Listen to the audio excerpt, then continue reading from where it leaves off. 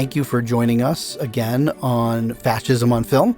I'm James Kent, and along with me is Teal Minton. Hello, how are you?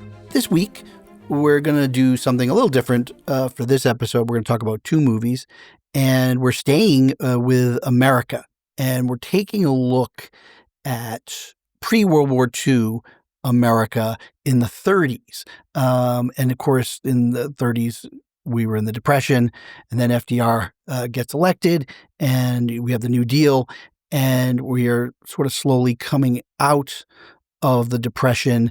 FDR and his agenda was meeting a lot of resistance from the right. In the wave of what was going on in Europe, there was definitely an attitude of, hey, maybe this fascism thing could be not a bad idea. So there definitely was a movement in the right, industrialists, etc., to push us a little bit further to right and perhaps to Nazism. Or Italian fascism. I mean, we talk about the business plot, which was a conspiracy by some industrialists to basically say, oh, yeah, we should make the U.S. more like fascist Italy. That's actually really good for industry and the economy. And so there was that sort of from the industrialists, but there was also this kind of America first, homegrown, don't get into the war, America for Americans kind of, and it was actually called the America First movement. And so there was a sort of a popular support for that too, of not getting involved in the war. And so it wasn't just, it wasn't just the industrialists. Yeah, and there's a fictional movie that's not, I wouldn't say very good, and it's not. Yeah, I know the movie you're talking about. Covered, but it was the one from a few years ago. The David O. Russell film. The David O. Russell film, and the name escapes me, but it did. Oh man, it did use that as a background for that. So who knows? Maybe later, because we're sort of covering the rise of fascism in these films, we could dip back in future series that we're going to do, but we're going to take a look at, as I said, two films. The first is a film called Black Legion, and then the second film is a very sort of spectacular title, Confessions of a Nazi Spy. Yeah, it really is kind of a tabloid title trying to get people. And I think even the poster sort of has that lurid attraction to it, which is, oh, we're going to find out. So, it's like a dime store paperback kind of thing. Yeah, very pulpy. And these films were both produced by Warner Brothers, which really were the only studio that was saying, hey, we're worried about what's going on in Europe. And we, despite what maybe the film industry is saying, don't talk bad about other countries. And there was the Hays Code at this point. They felt that what was happening in Germany and Italy were too scary and too important to not. So they started to buck the trend and put out these films. And then again, this first film, I think, is very interesting, called Black Legion, that stars Humphrey Bogart, really as he was starting to become more of an A-list actor. But I don't think he was really A-list yet.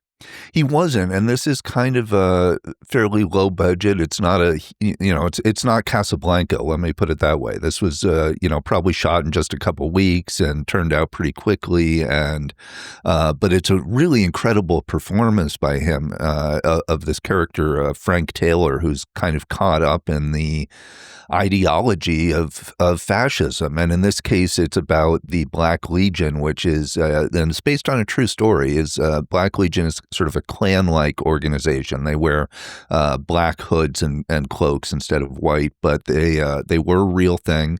And it's a story about him getting caught up with them.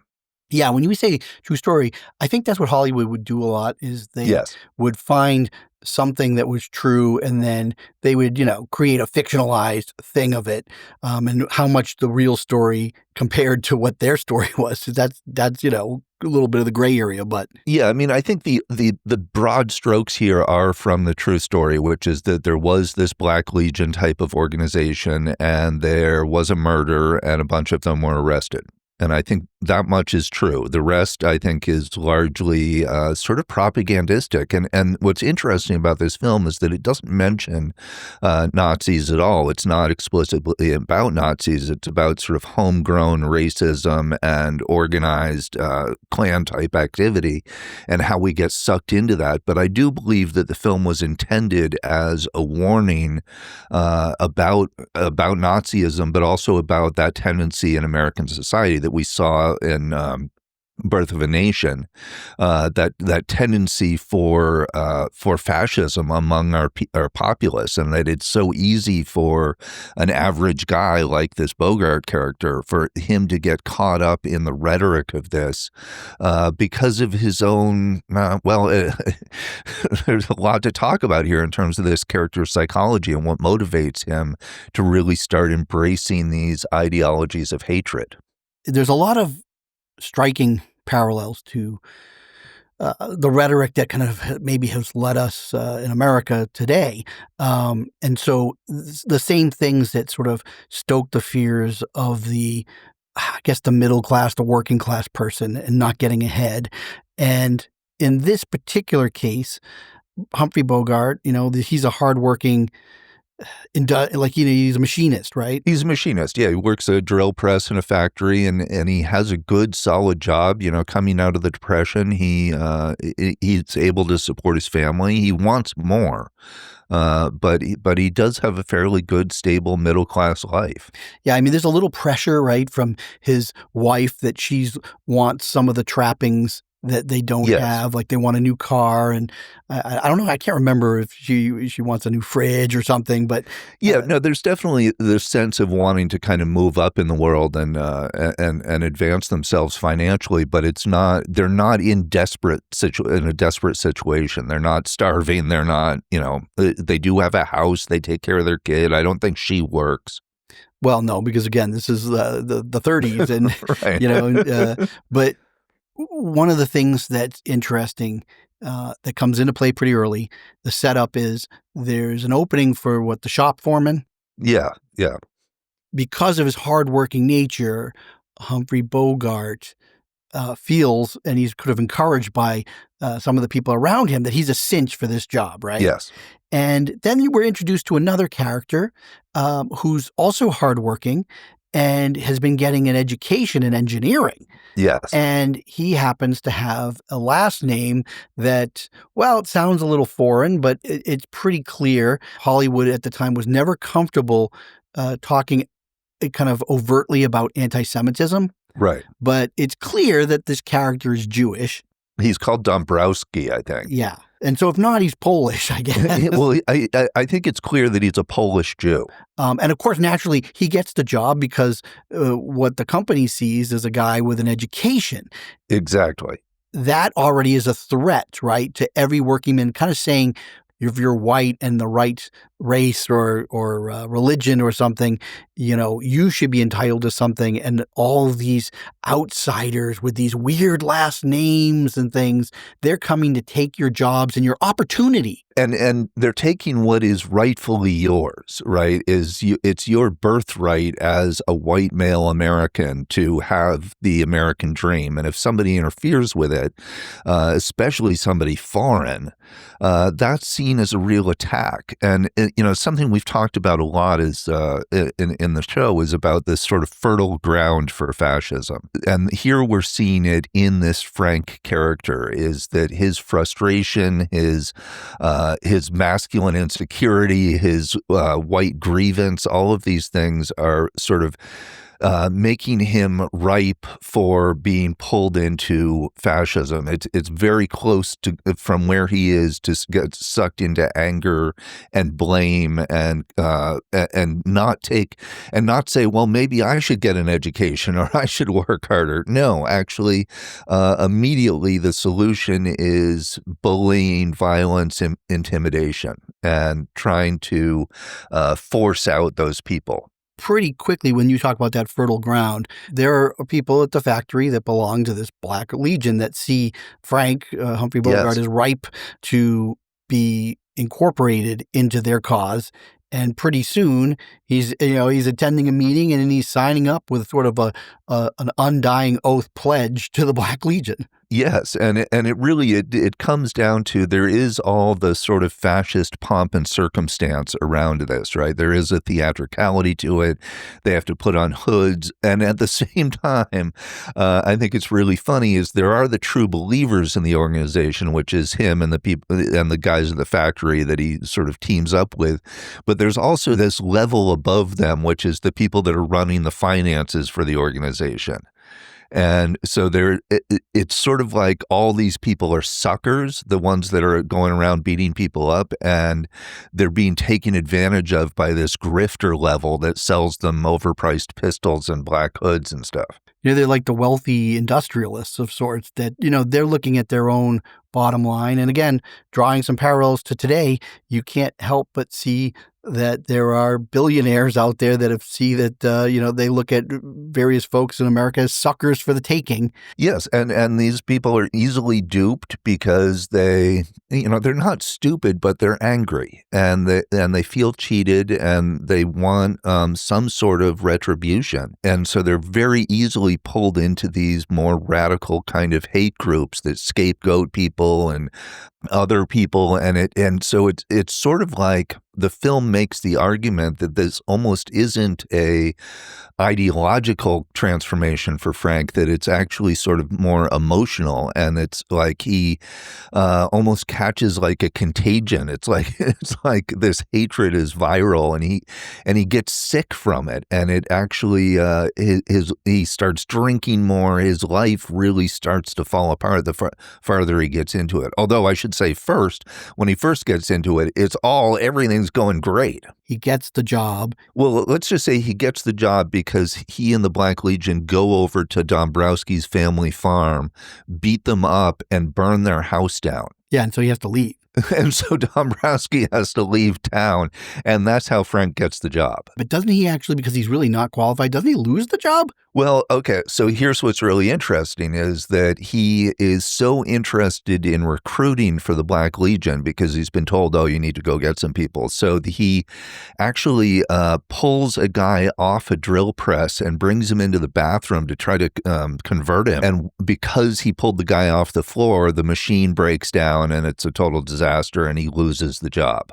He gets demoted. He doesn't lose his job entirely. He gets demoted, but that means he can't afford the new car. And so basically he starts to go into this sort of downward spiral of depression. He gets pulled further and further into the Black Legion. His wife is like, what the hell is wrong with you? You're coming home at 4 a.m. on the nights when these when these crimes happen.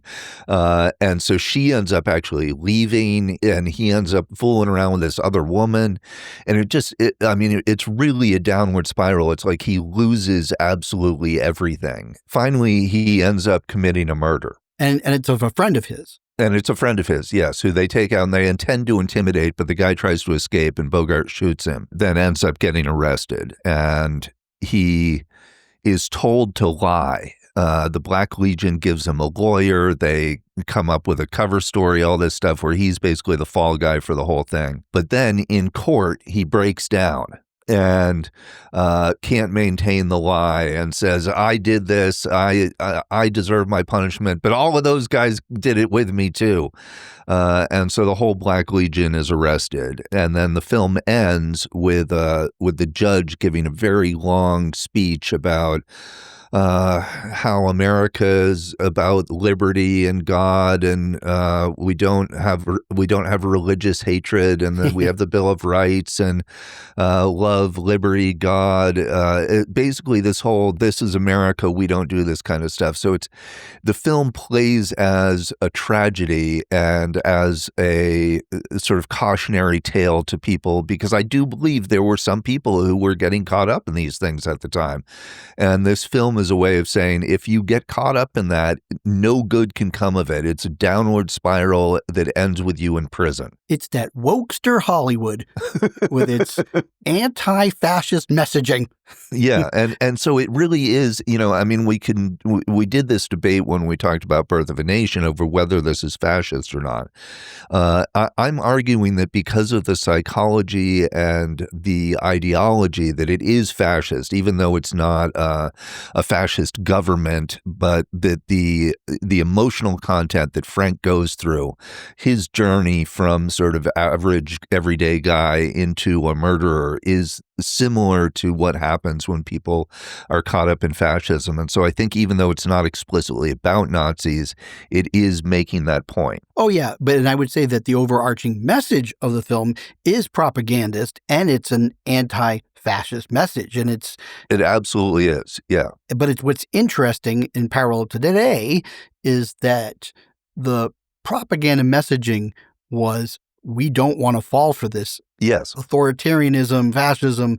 That is not what America is about. Versus today, where there seems to be a message from those in power saying, might is right, and be on the winning side, and it really is not nothing about their message is anti-fascist. So it's a lot has flipped when we really look at what's the difference between today and in World War II. Some of that is true, but there is also some rhetoric, and there was rhetoric at the time, and we see this in Confessions of a Nazi Spy, where the German-American Bund is putting out a message that they say is pro-American, right? And at one point, the leader of the German-American Bund is given a new phrase to market them. And basically, the German-American Bund are an American Nazi group that was operating in the 30s. Well, so it sounds like we're switching into Confessions of a Nazi Spy, and I think that is a good point in the conversation to move into that film, just so people aren't confused. I mean, I think we've kind of talked enough about Black Legion. So yeah, this is an interesting film. It's also sort of loosely based, right, on real events. There were some FBI files, apparently. That's what it's based on.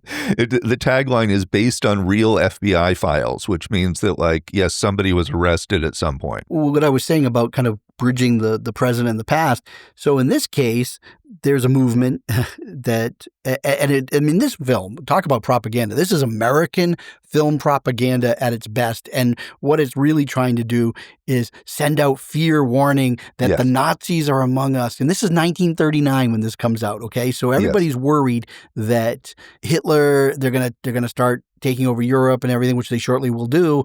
And so there was a lot of fear, but also this worry that the Nazis are amongst us and they're going to take hold of the American psychology, and that before you know it, we are going to be a Nazi Germany, but in America. And I think at some point there's a map in this movie that shows all the Nazi organizations all across the country and how they're going to rise up and basically. So the slogan they're given by from Berlin, the German-American Bund, the slogan they're given is "America for Americans." That's the Nazi phrase that they're supposed to use to recruit. And so it's a lot of that same kind of rhetoric of America first. There's real Americans and there's fake Americans or invaders or whatever you want to call them. But it's this process of scapegoating and othering and saying that there are certain elements in society that are holding us back. And so America is for real Americans, which in this case is literally Nazis. It's totally a fairy tale because you can't actually ever see that happening now. No. No, America first, Americans for Americans. And so it's not like necessarily that what we're seeing now is recalling that. It's that the rhetoric has never really changed. There's always been that element, and it was quite powerful, or maybe not powerful. It was loud in the 30s. There was a whole movement to not get involved in the war. The German-American Bund was quite a big operation, and there were Hitler Youth summer camps in upstate New York. I mean, there was this infamous big rally that happened in New York City. Yes. And the Madison Square Garden rally. Madison Square Garden. And this is a pretty proven fact that there was a one Fred Trump in attendance. Yes. this was a real movement going on at the time. And there was this fear that, yes, the Nazis would be sending spies over and infiltrating our country and would sort of dismantle us from the inside out with the help of these homegrown Nazis. And so Confessions of a Nazi Spy focuses on a German-American man. Now, he's interesting because he's kind of a hustler. He's always just looking for an angle, and he kind of sees an angle with the Nazis and thinks, hey, maybe I can get in good with these people and become a spy. And I mean, the way it happens in the movie is just hilarious. Oh, well, the whole movie, first of all, the whole movie is hilarious in a way. It's ridiculous. Yes. I mean, it's so hokey, and it's so overtly propagandist, like trying to rally people to be afraid of Nazi, which for good reason, but it's so ridiculous. Yet, I think at any other time that I would have watched this, other than what's been going on now, I do find it's just fascinating, the shift in thinking that there was a time where most people were like, we must reject Nazi values and have American values. But yet the stuff that they're talking about, the Nazis, seem to be a lot of the values that are being pushed by the right today in America. Well, that's what I'm saying, though, is that the rhetoric really hasn't changed that much over the last century. If you go back. No, but the popular, I mean, half the country is all for it now. Yes, absolutely. But I mean, if you go back, that America First movement in the 30s was not small. There was a lot of debate over this. And there were a lot of Americans that kind of felt like, just let Hitler do what he's going to do. So as propaganda, which this is really just an overt propaganda film. And the fun thing for me about watching propaganda films is that absolutely every scene is about fascism. Every line is about fascism. Yeah, because it's there to educate the American public at the same time that it's trying to say this is what fascism is to let you know how bad it is, but then also how it's not what American values should be.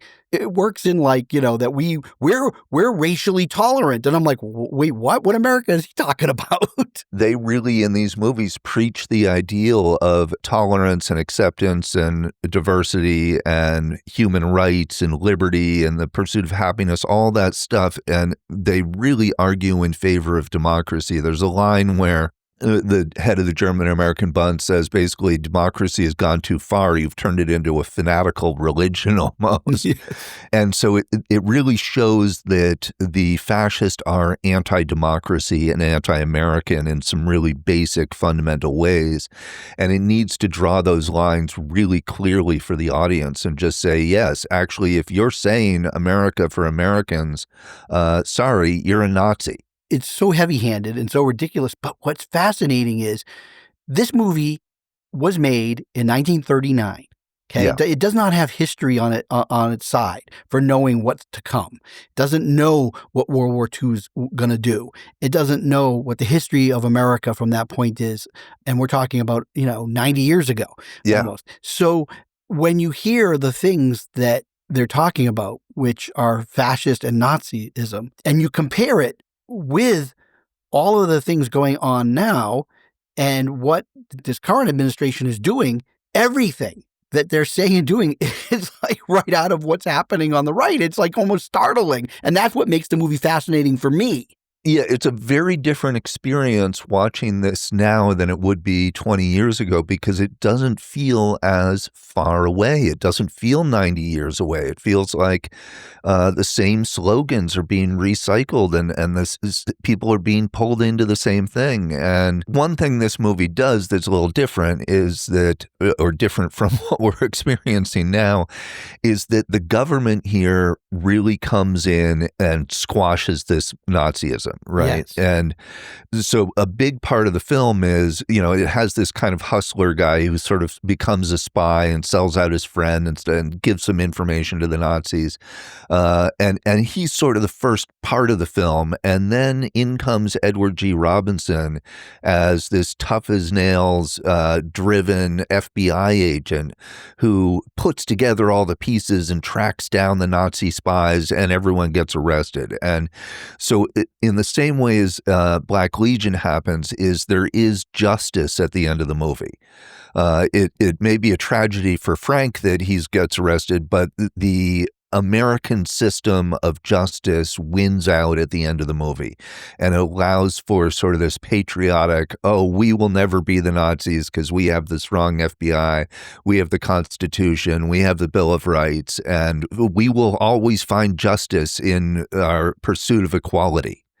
And regardless of how true that is, that's the propaganda message that these films are putting out. And it's a little different now. We don't necessarily have the sense that there is an authority that can come in and save us. And that's where you start to feel like it took a while, but the Nazis won. And that's, what these films are warning about, is that we will ultimately become that. There's a little, maybe a 15-minute propaganda film called Don't Be a Sucker that was put out by the U.S. government. It was put out in the 50s, but it's about people getting pulled into this kind of fascist rhetoric. And the fact that it's called Don't Be a Sucker just really makes me think that, the Bogart character and this character in Confessions of a Nazi Spy, in American terms, they're suckers. They're getting pulled in by something that is a con game, basically, and is lying to them. So I think that that's part of the propaganda too, is just don't be an idiot who gets pulled into this. Don't be blaming and scapegoating everyone. Don't fall for the masculine posturing that goes on. Yeah, I mean, and another big difference between this movie and Black Legion is the well, I don't know if he's really the lead actor. Like you said, he kind of isn't the sort of the crux of the second half of the film, but the guy who kind of plays wants to be a spy, he's terrible in the movie. So overacts. Oh, he's hilarious. It's just hilarious. Now that actor, this is what's crazy. He acted for years and did character stuff. Lived to 101 years old. Oh, wow. Yeah. And then, of course, it also has playing the classic Nazi is George Sanders. Yes. He's great. And, there's levels of that, right? And, of course, as the law gets closer to each one of them, then the Nazis have to take care of these people to and there's a warning there kind of things that in the Nazi society, if you try to turn too late, they're going to get you. They're going to get you. Yes.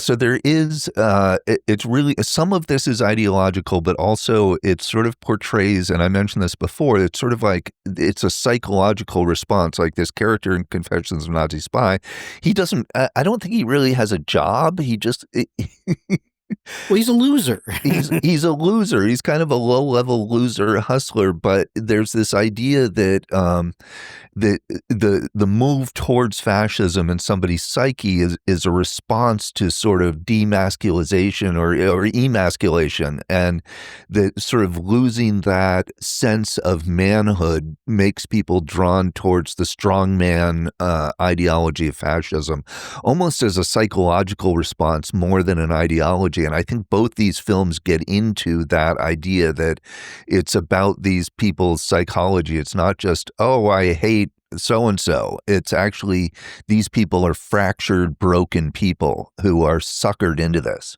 This fascism preys on these weaker people who they haven't, say, succeeded in the American dream, and this idea they join up with this winning side, that somehow they will come out on top, or at least if not, they're going to be better than those other people that didn't come and join, and that, again, I see parallels to today where you have to break down what appeals to, like, at what point do you wake up and say, yeah, this isn't right. And for some, they're in too deep. They'll never get out because when it comes down to it, the only thing that's really there that they're getting out of it is the feeling that they aren't going to make my life any better, but maybe they're going to make somebody else's life worse. Yeah, and that's it's interesting in Black Legion because it does fit the definition of fascism as organized bullying, but when they first go and bully the guy, it does make his life better. Like violence does initially work, but then of course it doesn't. The shame turned violence descends back into shame.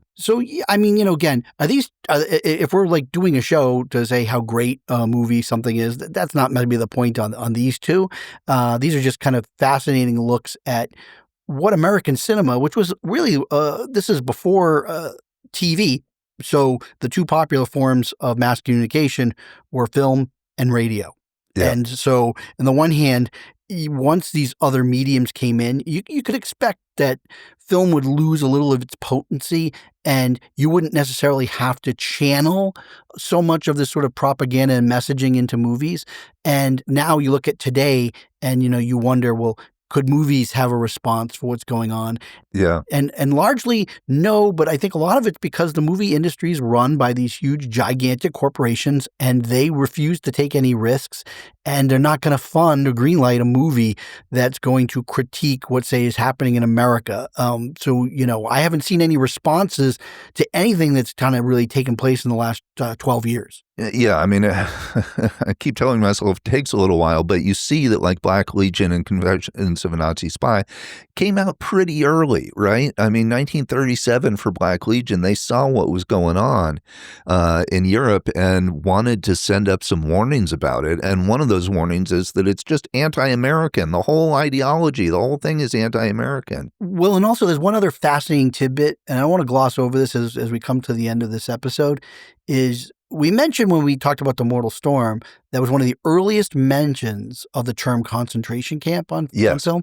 Well, I believe that Confessions of a Nazi Spy is the first. It is, yes. Again, Warner Brothers, but it hits home for me because I've heard so many times from people over the years, when it comes to concentration camps, people didn't really know back down in America what was happening. But yet in 1939, we knew there was concentration camps, maybe Yes. not at the level that we discovered, but yes, they knew the term, they knew what was happening and that people were being rounded up.